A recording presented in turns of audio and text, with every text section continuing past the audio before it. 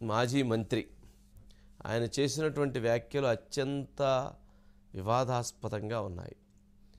అంటే ఒక సీనియర్ మంత్రి ఆయన ఫైనాన్స్ మినిస్టర్గా చేశాడు, ఐఎన్పిఆర్ మినిస్టర్గా చేశాడు, అట్లాగే అంతకుముందు ఆర్ఎండ్బి కూడా చేసినట్టున్నారు. ఒకానొక టైంలో కిరణ్ కుమార్ రెడ్డి ముఖ్యమంత్రిగా ఉన్నప్పుడు ఈయన కూడా ముఖ్యమంత్రి రేసులో ఉన్నారు. ఈయనకు కూడా ఇవ్వాలని అధిష్టానం సోనియా గాంధీ కూడా ఆలోచన చేసింది. ఆయన వాళ్ళ తండ్రి గారు హోంమంత్రి, వాళ్ళ పెదనాన్నగారు ఏసీ సుబ్బారెడ్డి గారు ఆయన కూడా సీఎం కావాల్సింది. 70 సంవత్సరాలుగా రాజకీయ జీవితంలో నెల్లూరు జిల్లా రాజకీయాల్లో ఆనం మార్క్ అని ఒకటి ఉండిద్ది. మరి అలాంటి ఆనం వారు ఈరోజు ఒక ప్రెస్ కాన్ఫరెన్స్ మాట్లాడుతూ నన్ను మర్డర్ చేయాలని చెప్పని చూస్తున్నారు అని అన్నారు. అట్లాగే 2 సంవత్సరాలుగా నా ఫోన్ ట్యాప్ అయిపోతుంది, నేను నా భార్యకో లేదా నా పిల్లలకో ఫోన్ చేసి మాట్లాడాలన్నా కానీ ఆ ఫేస్ టైంలోనో లేదా యాప్స్లో మాట్లాడాల్సిన పరిస్థితి ఏర్పడుతుంది అని చెప్పారు. అంటే నా మీద నిఘా పెట్టారు అని చెప్పారు. అలాగే కొన్ని కీలకమైనటువంటి వ్యాఖ్యలను కూడా చేశారు. ఆ కీలకమైనటువంటి వ్యాఖ్యలు ఏంటంటే మా పార్టీలో అంటే వైఎస్ఆర్సీపీ పార్టీ, మా పార్టీలో ఎవరైనా విమర్శలు చేస్తే వాడిని పిచ్చోడు అనే చెప్పి ముద్ర వేస్తారు, తర్వాత వాళ్ళని చేస్తారు అనేటువంటిది కామెంట్ చేశారు. అంటే ఎవరు పిచ్చోడు? డాక్టర్ సుధాకర్ అనేటువంటి వ్యక్తి మీద పిచ్చోడని ముద్రేసి ఆయన కట్టేసి తీసుకొని పోయి తర్వాత ఆయన చనిపోవడానికి కారణమైనటువంటి పరిస్థితిని క్రియేట్ చేస్తారనేది ఆయన ప్రభుత్వం మీద ఆయన విమర్శ చేశారు. ఇక నా మీద సిబిఐ కేసులు లేవు, నా పైన ఎటువంటి ఇది లేవు, నేనేం కోర్టుకు వెళ్ళాల్సిన పని లేదు అని చెప్పని కూడా ఇంకొక కామెంట్ చేశారు. దాని ఉద్దేశం ఏంటి? ముఖ్యమంత్రి గారి మీద సిబిఐ కేసులు ఉన్నాయి, నా మీద లేవు అని చెప్పని పరోక్షంగా వారు ఆ కామెంట్ చేశారు. కానీ ఈ కామెంట్స్ అన్నిటి వెనక వెంకటగిరి నియోజకవర్గంలో ఎవరైతే రాజ్యాంగేతర శక్తిని తీసుకొచ్చి నా ఫ్లెక్సీలని తగలబెట్టారు, ఈ ఫ్లెక్సీలను తగలబెట్టడం వెనక పూర్తిగా ఒక దురుద్దేశమైనటువంటి కుట్ర కోణం ఉన్నది అనేటువంటి అభిప్రాయాన్ని కూడా వ్యక్తం చేశారు. అంటే ఇంకొక ఎమ్మెల్యేనో ఇంకోరో మాట్లాడితే అది వేరు. ఆనం రామనారాయణ లాంటి సీన్ ఆయన కొంచెం అసంతృప్తి వ్యక్తం చేస్తున్నాడు. ఆయన చెక్ పెట్టే ఉద్దేశంతో రాజకీయంగా వేరే పావులు కదిపారు.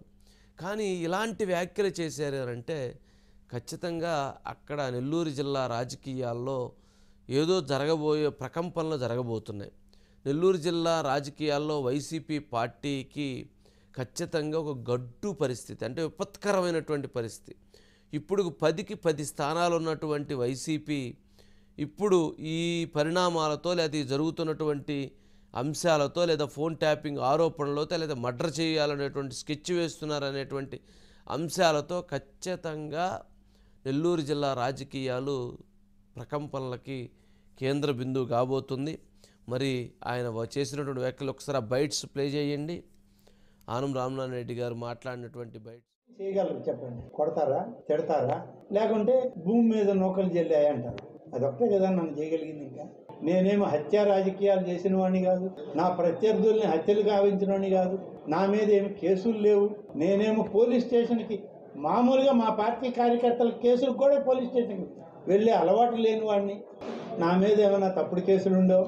మాఫియా గ్యాంగ్స్టర్లలో నేను ఒకడిని అయితేనో నేను భయపడాలి ఎవరికైనా, లేదా నేనేమైనా కేసుల్లో ముద్దాయి అయ్యి హైకోర్టుల చుట్టూరు సిబిఐ కోర్టుల చుట్టూ తిరిగేవాడిని అయితే నేను భయపడాలి. హత్య రాజకీయాలు చేసేవాడిని అయితే భయపడాలి. నాకేది అధికార పార్టీ పెద్దలే అధికార పార్టీ నాయకులను చేయడం అయితే బాధాకరం. అంటే ఇక్కడ ఏంటి, ఆయన మాఫియా నెల్లూరు జిల్లాలో మాఫియా రాజ్యం ఏరుతుందని చెప్పిన దగ్గర నుంచి నా పైన కుట్రలు జరుగుతున్నాయి అనేటువంటిది చేశారు. ఆయన ప్రభుత్వంలో కొంతమంది వ్యక్తులు చేస్తున్నటువంటి అంశాలపైన ఆయన అభిప్రాయం వ్యక్తం చేశారు. సరే మీరు తిడతారా కొడతారా, కానీ మీరు చంపినా కానీ నేనైతే మిమ్మల్ని ఏమీ చేయనని చెప్పని ఆయన తనదైనటువంటి శైలిలో చెప్పారు. కానీ భవిష్యత్తు రాజకీయ వేదిక కోసం చూస్తున్నాను, ఇంకా భవిష్యత్తులో తన ఆలోచనలో షేర్ చేసుకుంటానంటే ఆయన పార్టీ మారుతారనేటువంటి అభిప్రాయం వ్యక్తం చేశారు. ఒకవైపు ఆనం రామనారాయణ రెడ్డి గారిది అలా ఉంటే, మరోవైపు కోటమిరెడ్డి శ్రీధర్ రెడ్డి గారిది ఒక ఆడియో బయటకు వచ్చేసింది. నేను త్వరలో నెల్లూరు రూరల్లో తెలుగుదేశం పార్టీ నుంచి కంటెస్ట్ చేస్తానని చెప్పేశారు ఆయన. దానికి సంబంధించి ఆయన వాళ్ళ మెసేజ్ ఇస్తున్నటువంటిది కూడా వాయిస్ మెసేజ్ ట్రోల్ అవుతుంది.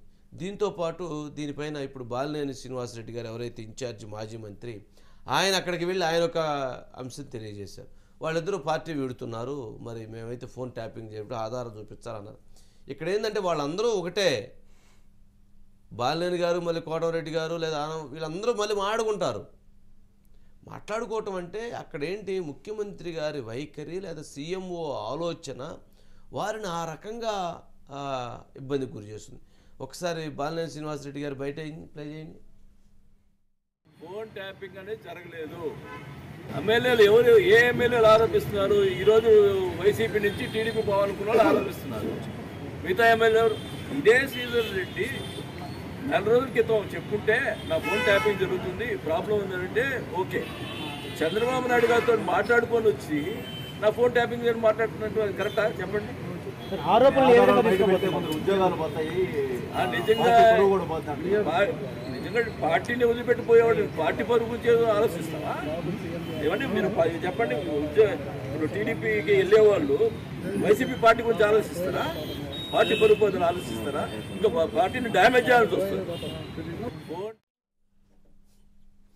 ఆయన అడిగిన లాజిక్ కూడా బాగానే ఉంది, కానీ ఇది ఇప్పుడు కాదు కదా. మరి ఆనందరామరెడ్డి గారు ఇప్పుడు చాలా రోజులుగా మాట్లాడుతున్నారు, అట్లాగే కోటమిరెడ్డి వారు కూడా కొద్ది రోజుల నుంచి మాట్లాడుతున్నారు. మరి అప్పుడే నుంచి మాట్లాడుతున్నప్పుడు మరి అప్పుడే వీళ్ళు మాట్లాడి ఉండొచ్చు కదా. పార్టీ మారుతున్నారు కాబట్టి ఇటువంటి విమర్శలు చేస్తున్నారు అంటున్నారు. ఇయే ఎందుకు చేయాలి? ఇంకోటి చేయొచ్చుగా. ఇయే ఎందుకు మాట్లాడాలి? ఇంకోటి మాట్లాడొచ్చుగా. అసలు బాలినేని శ్రీనివాసరెడ్డి గారు వీళ్ళిద్దరిని ఖండిస్తానంటాడు, మరి ఆయన ఎందుకు నాకు అర్థం కాల. బాలినేని శ్రీనివాసరెడ్డి గారు మాజీ మంత్రి. ఎప్పుడు మంత్రి? ఆయన రాజశేఖర రెడ్డి గారి గవర్నమెంట్లో మంత్రి, తర్వాత కిరణ్ కుమార్ రెడ్డి గారి గవర్నమెంట్లో మంత్రి. ఆయన మంత్రిగా ఉన్నప్పుడు ఆయన వైఎస్ఆర్సీపీ నుంచి జగన్మోహన్ రెడ్డి గారి పార్టీ పెడితే ఆయన మంత్రి పదవి రిజైన్ చేసి రమ్మంటే 2.5 సంవత్సరాలు 3 సంవత్సరాలకు పైగా ఉన్నటువంటి మంత్రి పదవిని 4 సంవత్సరాలు మంత్రి పదవిని వదులుకు పెట్టుకొని ఆయన పోయి జగన్మోహన్ రెడ్డి గారి దగ్గరికి వెళ్ళాడు. ఇది 4 సంవత్సరాలు మంత్రి పదవిని వదిలేసి రోసయ్య గారికి బాబు నమస్కారం మీకు పెద్ద ఆయన అని చెప్పి ఆయన వదిలిపెట్టేసి వెళ్ళాడు. వెళ్ళిన తర్వాత 3 సంవత్సరాలు వదిలిపెట్టి వెళ్ళిన తర్వాత మళ్ళీ జగన్మోహన్ రెడ్డి గారు టికెట్ ఇచ్చారు, గెలిచారు. మళ్ళీ మొన్న టికెట్ ఇచ్చారు, అంతకుముందు ఓడిపోయారు, మళ్ళీ మొన్న టికెట్ ఇచ్చి గెలిచారు. గెలిచిన మళ్ళీ మంత్రి అయ్యారు. మంత్రి అయిన తర్వాత మరి ఆయన 2 సంవత్సరాలకి ఆయన ఎందుకు బీకేశారు? ఆయన మీకోసం 3 సంవత్సరాల పైన ఉన్న మంత్రి పదవిని వదిలిపెట్టుకొని మీ కాడికి వస్తే ఆయన మంత్రి పదవి 2 ఏళ్ళు ఇచ్చి తీసేస్తే ఏంటి ఉద్దేశం? అంటే మరి ఈయన పోయి మళ్ళీ నెల్లూరు జిల్లా రాజకీయాల్లో ఇది కరెక్ట్ కాదు అది కరెక్ట్ కాదని చెబుతున్నాడు. అంటే ఆయనకి దెబ్బ తగిలి ఉంది, ఆయనకి ఈపు వాయిస్ ఉంది, ఆయన పోయి అవతల వాళ్ళు ఈపు ఎట్ట వాయిస్ ఉందో చెబుతానంటాడు. ఎట్లా కుదిరిద్ది? కాదు కదా.